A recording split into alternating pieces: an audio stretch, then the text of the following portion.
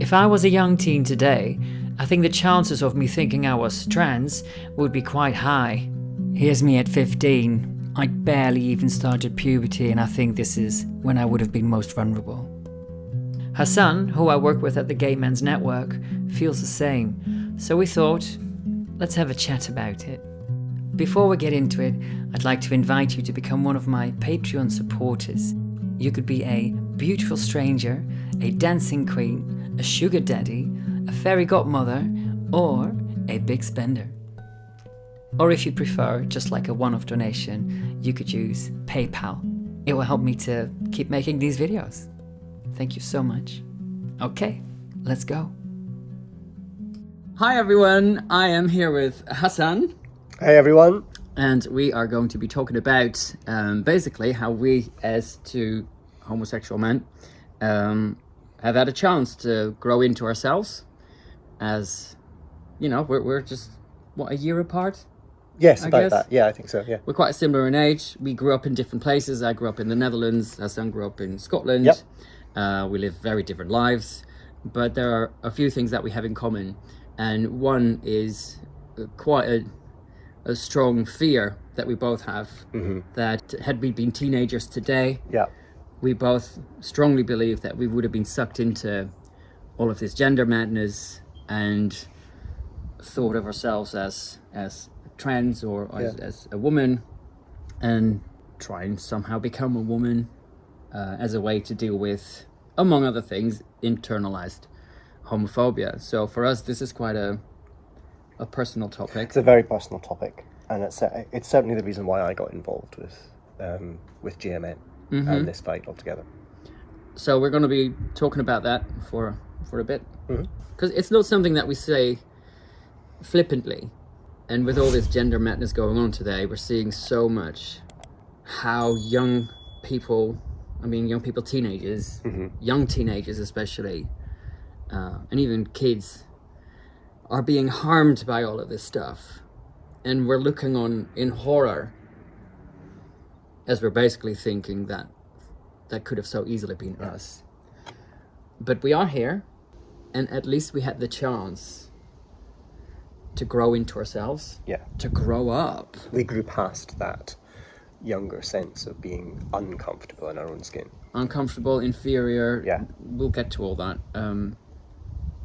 But at least we had that chance, and we are now set here today on a beautiful sunny day. Yes, in Cambridge. As two generally quite happy homosexual guys. Yeah. Who have come to accept ourselves as we are. Yeah, very much so. And that, it sounds so cliche, but that is a journey. It is. And it's one that takes time. It's a rite of passage, in a sense. You don't figure it out in 2 or 3 or 4 or 5 years. Sometimes it takes decades. I mean, when would you say that you sort of got comfortable in your own skin? And that doesn't have to be like, oh, everything's perfect and fine and dandy, but just like a sort of a sense of, yeah, this is who I am, and I'm happy with that. Yeah. I would say it was easily my late 30s, early 40s. Right. It had to have been that time. Yeah. I mean, there's a sense that when you turn 40 anyway, you have fewer fucks to give, shall I say. The older you get, the fewer fucks you have to give. And 40 does seem to be a watershed for that a lot of people I've talked to say, okay, you know, I don't know. So, yeah, I think it was probably my late 30s, early 40s. Yeah, I'd say that. I think for me, early 40s, for a proper, real sense of, okay, this is who I am and that's fine. Yeah. Or I'm good with that. And I think nowadays, with all these expectations of gender and having to find your identity and having to put a label on it and then having to mold your body to fit with a label. Yeah. It to me, it feels like there's an expectation on these, or pressure on these young teenagers, that they have to find that, like, by 15 or something. Yeah, I mean, when I was a kid, there was no vocabulary that I had, even to express being gay, as a very young teenager. That came much later. I think kids are exposed to that much, much earlier now, and encouraged to label themselves. I mean, when I'm talking about this subject, I will never say gay kids because I don't think there are any. There are kids who may grow up to be gay, and I think we have to be really responsible about using that language. Yeah. Kids need time and space to figure this out for themselves. They might grow up and find that their attraction is to, their own sex, but as you say, they may not. If they're gender non-conforming, that's another phrase that we can talk about later on. Why should we or anybody else label them so early? Right, and to me, even 16, 17 or 18 feels really early because there's so much of life that you haven't experienced. Yeah. And so much that you don't figure out about yourself until you're in your 20s, in your 30s. Yeah. Because you need all that time to be able to put stuff in perspective. Yeah. And also with your own family and stuff that you won't understand about your parents until you're a bit older, that then helps you put your own experience into perspective. Yes. Whereas all this talk of authentic self, it's like there's the one thing, you have to find it, and that's it. Yeah. I had no idea what my authentic self was when I was, 18, 19, into my 20s. It was, and leaving home, becoming an independent person, for me going to university, was that's when I really, I started to try things on. Right. You investigate the things that the world is out there when you go to university. At least it was, that was my experience. I'm sure that. Where did you go to university? I went to Glasgow. Glasgow's. Yeah. Let's get into that a bit later. Yeah, sorry, I'm getting ahead of myself. I just wanted to give a bit more background info. You're a scientist? Yeah. And you're a director of the Gay Men's Network. That's right. Which I'm part of as well, but I'm not a director, so you're kind of my boss. Your appraisal will be next week, so just let's make sure this goes well. Oops, no pressure. And you did something at the House of Lords. Yeah. At the House of Parliament in it was January this year, where Gay Men's Network, which is an advocacy group for gay men meaning a male homosexual. We started it up 2 years ago. Yes, about that. 2 years with Dennis Kavanagh, Jonathan Hayward, and a couple of other guys that want to stay anonymous. And in January, we organized a panel discussion. Yeah, it was sponsored by Baroness Jenkin. We had a small session in the Lords. A small session? Yeah. I thought it was a very important session. It was, yeah. Where we basically had 5 gay men on a panel talking about how gender ideology is a risk to gay guys and to lesbians, particularly in the context of all these so-called conversion therapy bans that they're trying to push through. That was the context of and you did an excellent speech there. Thank you. Where you talked about the pressures you felt as a young boy, as a teenager growing up, and that's where you talked to. I think that's the first time maybe someone's spoken in Parliament or in the Houses of Parliament about how you thought, well, that could have so easily been me. Yes. And therefore the dangers to youngsters today who may well simply grow up to be gay guys. Yeah. But now get sucked into this. So if we go back to, you grew up just outside Glasgow. Glasgow, yeah. When did you first sort of become aware of gender? And by gender, I mean the expectations, the norms, the values around being a boy or being male, and that you didn't quite fit in with that. I mean, that's always a challenging question to answer from your 40s, because you look back on your younger life with through the lens of where you are now and what you know now. But my recollections of the time were very much, I never quite fit in. I'm mixed race, so I have a funny name. My middle name is Thomas, which always shocks people. Like, hang on, where did that come from? And I went to a little primary school, as you say, outside of Glasgow, a place called Dumbarton, and I'm dark complexion, brown hair. I was surrounded. Now we have, and that's it's me still being out early, of the right? sunshine. Yeah, exactly. Right. I But was you tan really quick. Yeah. Right. Yes, exactly. Not that there's much sun in Scotland to tan me, but nevertheless, I was dark-haired, slightly sallow complexion, surrounded by all these whiter than white Scottish boys. Your ethnic heritage was obvious. Oh, even in Scotland. Yes. So I was marked out as different from the beginning. But then I found myself very uncomfortable with just the rough and tumble of what the other boys were doing. Mm-hmm. I didn't get into fights. I was not very physically confident. I was absolutely tiny. I was a tiny, tiny little creature. And just as I kind of grew in primary school, it became more and more obvious to me that I was always a loner. And, obviously you're different. So bullying was something that then we just called it teasing. Right. You're going back to the late 80s, early 90s. And was that name calling? Oh yeah. Or also? Oh yeah, racial name calling to begin with. Oh right. Yeah. Obviously, that was the Easy, obvious thing. yeah. Yeah, kids will do that. I mean, Well, kids always look for difference. Exactly. And they spot it really quick. Yeah. So there's a lot of talk about kids being so innocent, but they know exactly what they're doing. And once they found that chink in your armor, right, and found that I didn't respond robustly to that, it kind of carried on. And then, of course, it was picked up that I was more gentle, I was quieter, I was kind of bookish than the other boys.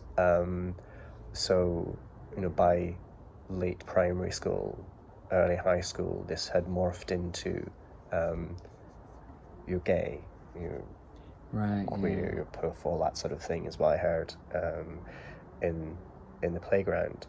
And again, because I stressed that this was sort of late 80s, early 90s, the vocabulary wasn't there. I didn't know what they were saying about me. So they knew the vocabulary. They knew. I was very about. Innocent. Right. I was very sort of innocent, backward little child. Yeah. I mean, I had the same where everybody knew I was gay, like 10 years before I even had any thoughts about it. Yeah, I had no idea what this was, and of course slowly the penny does begin to drop that this is something that's it's not thought of highly in society, and as you go on you sort of realize exactly what it is that they mean. And I think, as I said in my talk in the Lords, there was one day I came home from school and there was a discussion program, this kind of progenitor of the big questions and things like that, called Kilroy, and the topic of discussion was, is it okay to be gay? Right. And it was both shocking and upsetting, because by that point I knew that this was true. I had gone through the realization that all those awful things that they were saying about me were actually real, that I was actually attracted to the boys. I was this, unclean, degenerate thing that, was an object of ridicule. You have to remember that at the time, anyone, it was Mr. Humphreys, it was Larry Grayson. You were either a punchline or, an AIDS victim. That was the only representation of gay men in the media. So you're the ultra camp. Ooh. Yeah. Or you're dying of a terrible disease. Exactly. Which was brought about by your own fault, your own promiscuity, your own choices. There was just, it was dirty that you even had contracted HIV. And I guess when you grew up in the UK, so that was the time of those tombstone. I remember the tombstone. Right. The tombstone ads are my main memory. It is a deadly disease and there is no known cure. If you ignore AIDS, it could be the death of you. So don't die of ignorance. See, in the Netherlands, we had an advert with bees. Like a bee that went from one flower to the next until it dropped dead. Right. Which was, again, it wasn't the, it was kind of in your face and hard hitting. Yeah. Were there, at the time, did you have any sort of positive role models? Like, like in the media or on TV that you looked at and you're like, or in your family or friend circle that you're like, No. that you're like, right? Back then, there was nobody. You know, gay men were not portrayed positively in the media, at least not that I could recall. Yeah. The first positive representation of gays that I remember was seeing Jonathan Harvey's Beautiful Thing. Right. I must have been 17, 18. We were living in Inverness at that point, and there was this lovely little art house cinema attached to the local theatre. And I remember Beautiful Thing being released, and I'd heard about it, and I sneaked off nervously to the cinema and watched this. Sat On up your the own? back, on my own. Okay. Sat up the back and watched this. And it was such a powerful experience to see a positive portrayal of two young boys, because they were about the same age as I was in the play. Right. To see that depicted on the screen as just a normal finding Beautiful somebody thing. so finding someone that you were attracted to, and the laughing, the sweetness, the good times that they had together in a very innocent way, the way that I would see my sister having those early boyfriends that she had. So that was a very powerful image in my life, and I carried it still means an awful lot to me, that play and the film of that play. In fact, I came out to my mum After seeing that. using it. Okay. I got the DVD and watched it with her. Oh wow. And she said, "Why did you show me that?" I said, "Well, because I'm gay." So that it's also important to me from that perspective. But even then, after I had told them, George Michael was caught in the toilets in LA. So at this time, when the last thing I wanted to hear anywhere was about being gay, everywhere. Every time you turned on the television, George Michael was doing this awful, lewd thing. He was trapped And then he comes in out LA. with this music video. Let's go outside. Please just leave me alone. Not right now. But yeah. Right, because this is like my parents. They see things on TV and they're like, "Oh, yes, that's what being gay is, or that's what it means." I think my own ideas were quite distorted about it. Yeah. So when I was same time when you were a teenager, you were talking about Beautiful Thing. I remember that in secondary school, I think it must have been about 15 or 16, we watched a movie. We had a module called Social Studies. Yeah. And we watched the movie My Beautiful Laundrette. Oh, yes. Yeah, I didn't see that till later. And I was cringing all the time. Mm-hmm. And I thought, are the others in the classroom looking at me to see how I'm responding to this? Because I got called, things like faggot from a very young age. Yeah.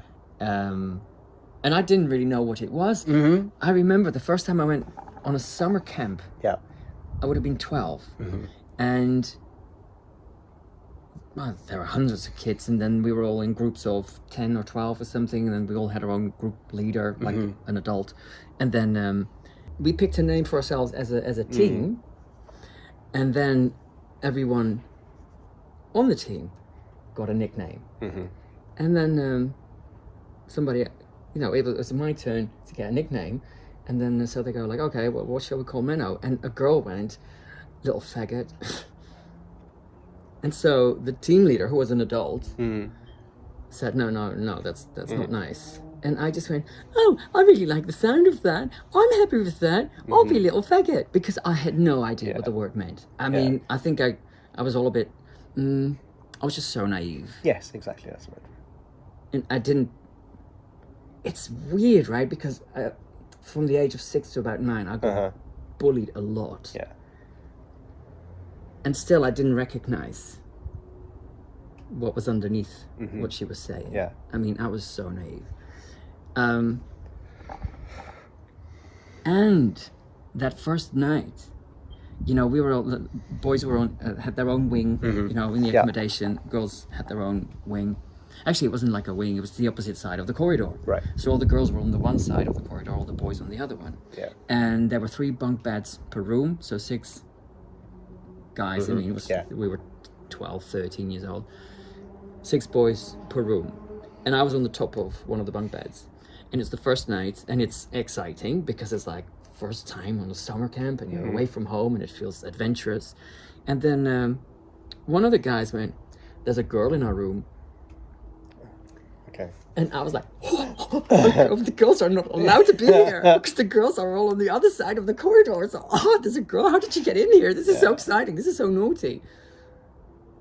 And then he gets out of bed, stands next to the bunk bed that I'm in, and pulls me from the top of the bunk bed, so I fall on the ground, on the floor. And he's like, "Here's the girl." So that kind of stuff I used to get a lot. Yeah. Simply for not being boyish. Like you said, you were bookish. Yeah. How does that mean that you're not a boy? I was musical, I was bookish. Right. I used to hang around with the girls, because I didn't relate to the other boys.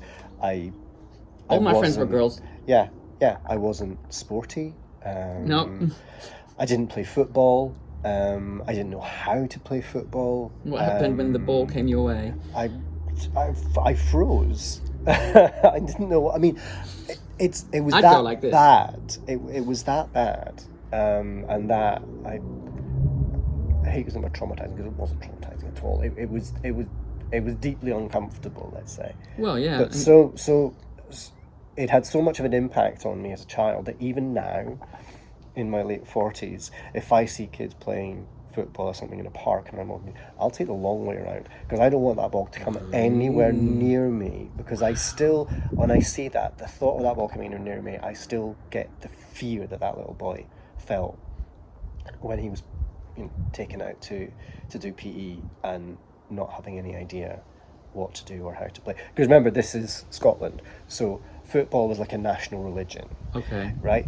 We weren't taught how to play football or how to kick a ball in PE. Yeah. There was an expectation that we already knew, right? Because boys in Scotland just, they take this in by osmosis or something, right? They just all know how to do it. I'm also desperately short-sighted. And of course, being PE, they took my glasses away. So you didn't see the ball until it was in your face. Give me a chance. Rugby was worse, because at least in football the ball was on the ground, a white ball against green grass. But I had some chance of seeing it, and you can see where the other boys were. Obviously I just hung around at the back. But rugby, my God, once that ball goes up into a grey Scottish sky, I have no idea where this is until it's about to hit me in the face, which it frequently did. Okay. So yeah, the whole concept of sports was just absolutely horrific to me. And then, of course, in Scotland, when you're meant to be sporty and run around, I was asthmatic as well. I was that skinny, tiny, wheezy little boy that, I was never picked for teams. I was never picked. And I still remember how every single time, how awful that felt. It was embarrassing. To always be the last one on the bench. Yeah. And then when the PE teacher said, "Okay, Menno, join that team," they'd all go, yeah. Yeah, you were the booby prize. You were the one that if you got you, they were probably going to lose. And even if there was, we had this these foam balls, like they were sort of orange on the outside, but it was just like foam on the inside for particular, I don't know, activities. Yeah. And they throw it my way, and I just go, ew. Yeah. It just wasn't my thing. All I wanted to do was, like, during lunch breaks, play with the girls, and they'd get like chalk and they draw these patterns on the ground. In Dutch we call it hopscotch, right? So in Dutch we call it hinkelen. Yeah. Yeah, I played hopscotch with the girls. Right. I and had to go. skipping You rope. remember the double dutch, the 2 ropes? Yeah. Yeah. Oh, yeah. Yeah. I love that. Yeah. Whereas the guys, even as kids, the boys were boisterous. Yeah. Not all of them, but Yeah, the majority of them, because that's what boys do. Yeah. It just was not. and it naturally sort of you got the boisterous ones, and then the ones who tag along with them, and then you'll have the geeky ones, and I guess we just happen to be the sensitive. Yeah. Exactly. I mean, at high school, I Girly discovered. boys. Well, I was always musical. I played the piano and stuff like that from an early age. So that was for me when I got to high school. That was a bit of an escape because by joining the orchestra, I could stay in at playtime and at lunch break and practice. I could go to the music department and therefore avoid socializing. Yeah, exactly. Right. I was a bit of a loner as well. I'm a bit of an introvert and still, I still am. I mean, I was dreadful. They made me learn the clarinet. I was a reasonable pianist for my age, but the next Kenny G. no, I was so awful. I ended up third clarinet in second orchestra. So Was that bad? Yes. Oh, okay. First orchestra was all the people who could actually play their instruments. Second orchestra was they try hard, but then third clarinet in second orchestra. That's up there with the chap that has the triangle. Oh, I would have loved the triangle. Yeah. That would have been my first choice if I was ever in music. Yeah, exactly. Actually, I'm sure I've done that once as part of some kind of group thing in school, like primary school. I love the triangle because you go, ding, And that's it. You sit there for an hour. Ding. That's you done. Now, as kids, you're just who you are. Yeah. I mean, because you have no concept of right, any of this. You just gravitate to what naturally appeals. Yeah. And you sense there is a societal expectation that you're not meeting, but I think back then we just didn't have the vocabulary to describe that or put it into any kind of tangible terms. But now you're gender non-conforming. right, and I wondered this morning, when did that term become a thing? Well, I mean, Because I don't think I'm sure I've heard it before, getting involved in these so-called gender wars, but it wasn't a term that many people. No, it wasn't. It wasn't in Used to common sound. parlance. It would probably appear in Academics, academia yeah, and the emergence of gender studies and subsequently queer studies and so on. That's I imagine where it came from. But as I said, it's kind of leaked out into common parlance with the whole gender debate. Right. And when I started to hear it, and I think you as well, we've sort of chatted about that you see yourself in the context of this idea of being gender non-conforming. And I think the corollary for me is that, okay, so what is this thing to which I'm not conforming? Right. And I never got an answer to that question. It was always some reified 1950s stereotype of what men and women should be. All the things that we had been, or women particularly, had been trying to escape for 30, 40 years. Yeah, this for me is why I take such issue with all this gender bullshit.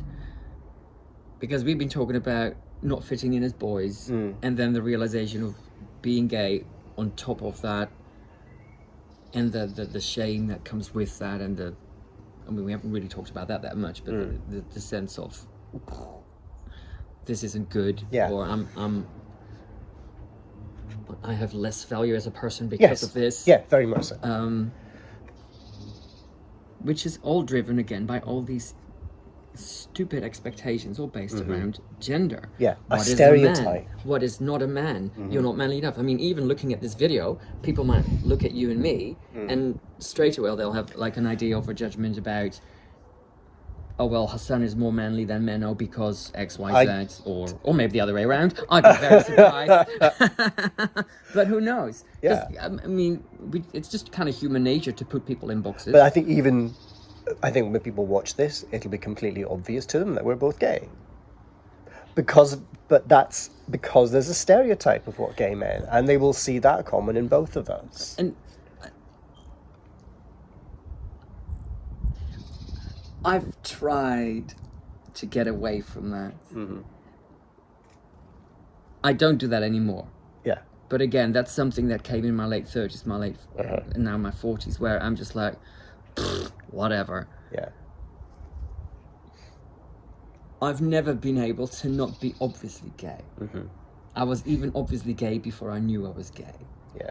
And I would say the same. right, and I don't know where that comes from. I don't know what it is. I don't know why. Yeah. Some guys have it and other gay guys don't, or whatever. But I'm one of the obvious ones, which makes you very vulnerable in a way. Yeah. Especially as like I'm this. Well, I was always so thin and skinny. You said you were thin. I still don't believe that. No, I'm naturally I'm skinny. I was this tiny little boy, and I was skinny And all then the way up to my they my pick on early you. My dad 20s. used to say, if they ever pick a fight, they'll come for you. Yes. And he was hoping that my response to that would be, well, I'll Yeah. fight them off. Yeah, Whereas my response was, I don't want this. I can't do this. you're my dad, you're right, Yeah. therefore I'm under threat. Just for who I am. Yeah. Or how people perceive me or whatever. So walking down the street, I would always be looking over my shoulders. Where are the guys? Yeah. And are they the boisterous kind who will come after me like, they used to do when I was from about 6 to 9. It was just, Yeah. I mean, the bullying then, it was, sorry, it got quite physical as well. Yeah. I internalized a lot of that. Okay, not everybody will have the same response to that. Some people will go, right, well, I'm going to be a fighter and fight you off. That was the opposite of my nature because I was one of That the was my sensitive response ones as well. So I would just hide in my room, write stories, draw. I used to draw loads. Yeah. So that was my escape. And then when I was out in the world, if you like, I would always be kind of vigilant and look over my shoulder because where is the threat? I was just thinking as you were talking And about that. especially when I was like 15, 16 and we started going like work with the others in secondary education, like if we'd go to a cafe or something or like playing pool somewhere, a more sort of adult environment, again I'd be like always looking over your shoulder and always checking your behavior and wondering what judgments people are going to be making and which about of these you. guys are the dangerous ones. Yeah, even now, I'll not walk around with earbuds in. With earbuds. Yeah. Right. I'll because have you them on wanna the be aware train, of- but walking around, no, I want to hear what's going on around me. Because there's always just that tiny, tiny sense of vigilance. Right. Okay, I think I've managed to shed that. But there was one time when I think I was 17 and I was cycling through my hometown and there were two guys and I heard one of them say, look at that faggot over there. And they raced after me. So I tried to cycle as fast as I could. And then they caught up with me. They were much stronger and bigger. And one knocked me off my bike. And then, so I'm on the floor, my bike's on the floor, or on the ground rather, and he just kept punching my head there. Yeah. Because I was like an easy target. Yeah. And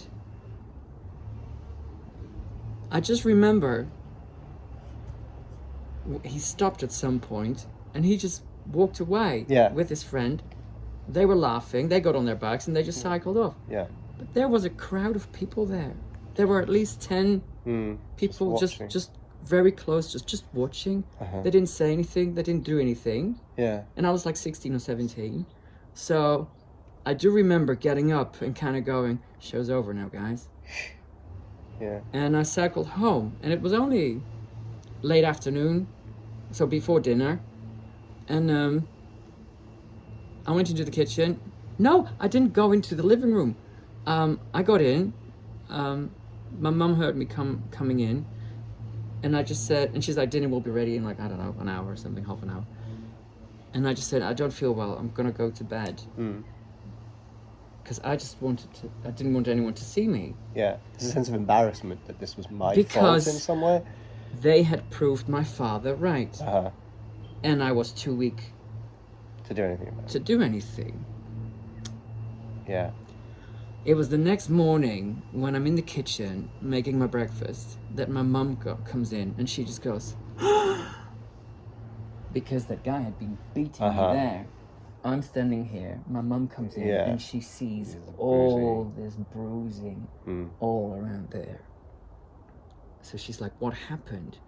And I just said, I fell off my bike. Because I just didn't want to admit. Yeah. It's the humiliation of it. Plus, the whole sense of, well, I deserve it. That's a lesson I picked up from a very young age. I deserve this treatment because this is because of who I am. And It takes a long time to shed that.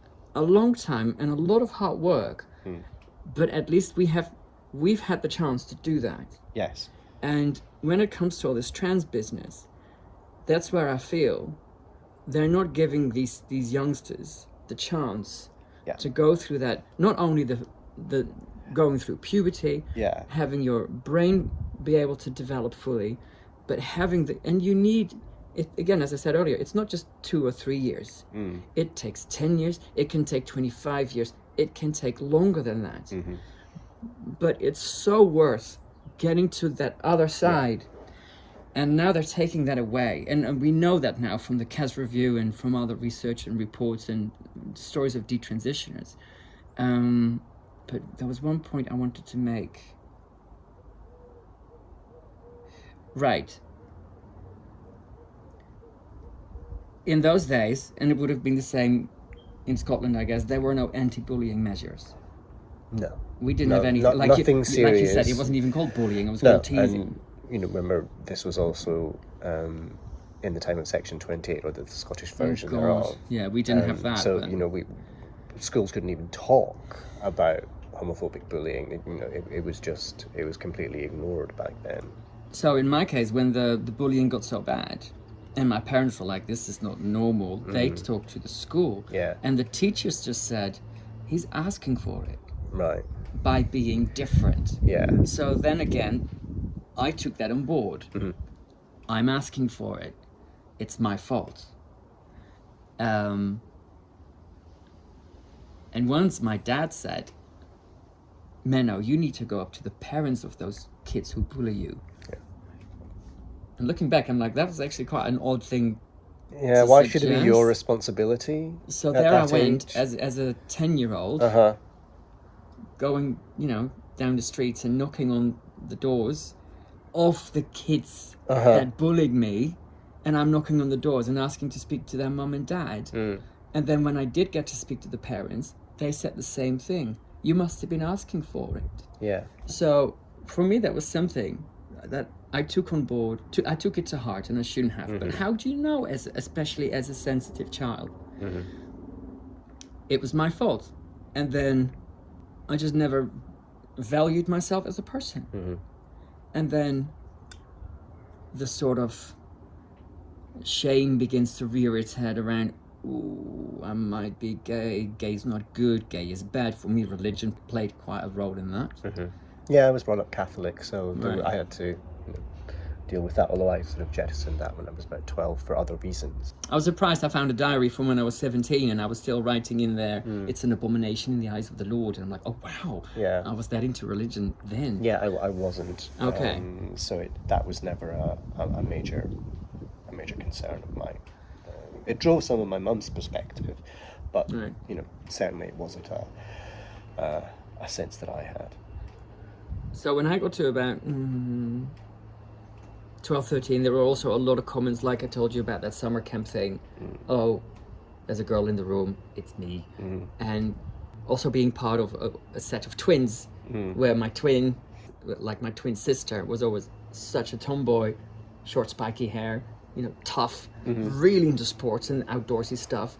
Liked catching a fish and then tearing it apart in the back garden, and then she had a microscope because she was into science, and she did all the so-called boys things. So someone like Susie Green would have had a field day with us. Yeah, all of those people. And all those comments about, oh, Menno, you just want to be a woman, don't you? Or you should have been born a girl. All that so confused me. And if I was a 12, 13, 14-year-old today with a mobile phone, with That's the thing. TikTok, Yeah. and seeing TikTok is all these evil. trans influencers, I'm absolutely convinced I would have been knocking on the gender clinic's doors. Give me those blockers now. Absolutely. I mean, I spoke about it in the Lord's piece. I had a clear recollection of at some point during that bullying, of thinking if only I had been born a girl, it would have been so much easier. Right. I don't know why. I didn't feel that if I hadn't been born gay, because by that point I knew I was attracted to men. You know, my own sex. Somehow, it in my head it was more reasonable that I should be a girl, although it was more that I should have been born a girl. Yeah. Because then your attraction would have been it would have natural. been normal. Yeah.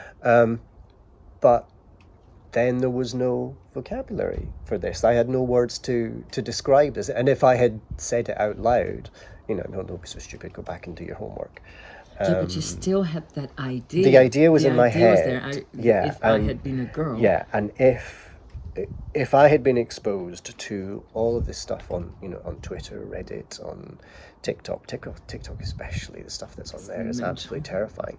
I'm without a doubt, if I had been exposed to that, I would have been sucked in by this idea that I could actually be fixed. I could achieve this normality, and the prospect of popularity in the classroom. Because as soon as a kid comes out and says, "Oh, I'm trans," everybody loves them. Everyone, they're affirmed. All the people that bullied them suddenly become their best friend, because it's the new trendy thing to have, is to be trans.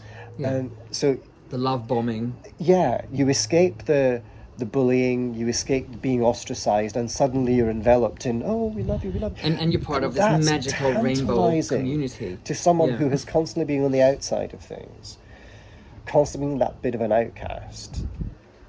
To suddenly be loved, that must be such a difficult thing to navigate. It must be so attractive to people. And when the first time I tweeted about this, and it wasn't long after I had thrown my lot in with this argument, and I tweeted about this sense of, this could have been me. The number of gay men and lesbians who responded to that saying, "Me too. Yeah. I was a tomboy. I was quiet, or I was bookish. I played with my sister's toys." Comments like that just came and came and came. And it was deeply moving when I read it. I've got a folder on my computer called It Could Have Been Me. Yeah. Where every time I see a post saying that, I put them in that folder. Because there are so many of us. Yeah. And we are the ones who, for want of a better phrase, we have that lived experience. Yeah. We've dealt with feeling like an outsider, feeling like a freak, the struggle of coming to terms with a sexual orientation, which even today, it's still looked down upon in plenty of places. I came to Cambridge it must have been over 20 years, about 21 years ago now. And it was one day I was walking over Elizabeth Way Bridge in Cambridge, and a car drove past and someone shouted "queer" out the window at me. Right. It's like, it was just like 20 years ago. That's not that long ago. No. And I got called a fruitcake in Sainsbury's last year. We were meant to be a fruitcake. bit more enlightened. So thankfully that's And probably a the maricon last by time. a Spanish guy in the park. Yeah. Like it still happened. It's still the word, the go-to swear word, right? If you want to make fun of a kid or a person, I used to get called Batiman, which is like Jamaican slang. And I got that one as not well. as much as I used to before. Batty boy, Batty boy, Batiman. Yeah. It's still a huge thing. Yeah. And it depends. Like, I spoke to a guy from Devon who's 35. He's still in the closet. Yeah. I spoke to a guy from Manchester who came home one evening, found his family in his bedroom, and they said, "Are you gay?" And he basically said yes, and they chucked him out. Yeah. And that was last year, I think, or 2 years ago. So Yeah. there is so much homophobia that's still out there, and especially when you listen to detransitioners who now accept themselves, you know, or trying to pick up the pieces of their lives as lesbians, as gay men. Anyone who says that transing the gay away is not a thing has no idea about how deep homophobia runs. Yeah. Especially internalized homophobia. Yeah, in ourselves at that time. And that can be such a driver to say, especially for these young ones who they haven't had any experiences, you know, because they're so young. They don't know what it's like to be with someone, to fall in love with someone, or, you know, in a positive way. And for them at this young age, I mean, it's just a desire to escape. That's to think of the number of kids just at the Tavistock Jids who've been put on these blockers. I mean, they put them on the blockers since when? And they lowered the age to 12. That was about 2014 or somewhere around that time. How many? That's 10 years. Yeah. That's 10 years of putting kids who could have grown into people like us. Like, we so dodged a bullet. Yeah, completely. And that's, as I was saying earlier, that's what so many people, gays and lesbians of our generation, feel, that, my God, we dodged a bullet here. Yeah. Because we could have been sucked into this. Yeah, because, I mean, when we were young, there were no school counsellors. No. Who could have been trained by mermaids or gendered intelligence or done an all sorts It just workshop. wasn't a thing. No. We'll continue our chat in part 2, where we look at the idea of transitioning as a type of rebirth and an escape from being gay. And why we're so glad we never went down that path. Thank you so much for watching, and thank you to my PayPal and Patreon supporters. Because of you, I can make videos like this. Special shout out to my big spenders. Help Her Open, Mama Turv and the Turventines, me Julie, the lovely Mary, Julia, Dusty, Judels, Leffy, Dorothy, Wildfire, Esther, and Martha. Thank you.